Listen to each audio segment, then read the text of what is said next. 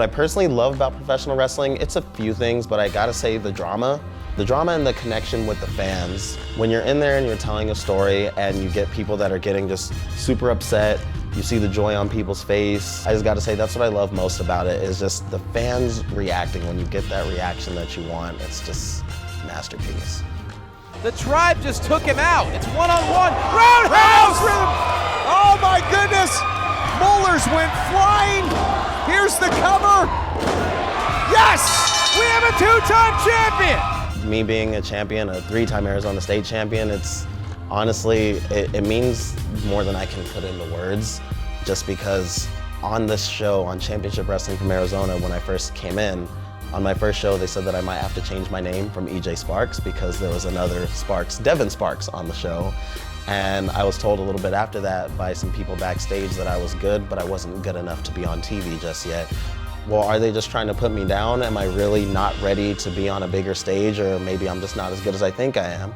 But you know, I think that for 2 seconds, but then afterwards I use it for motivation, because I love proving people wrong, because I was never the biggest guy, I was never the tallest guy or the strongest guy. So fast forward a year and a half, 2 years later, I'm the three-time Arizona State champion. It just feels good. It just feels good to know that you put in that much hard work to be able to prove all the naysayers wrong. And this was the retribution he so desperately wanted for the fans, for his family, but most importantly, for his heart.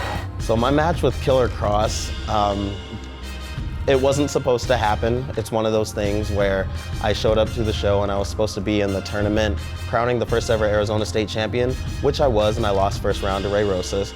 But because Killer Kross's opponent did not show up, they needed somebody to go out there and get killed by the killer.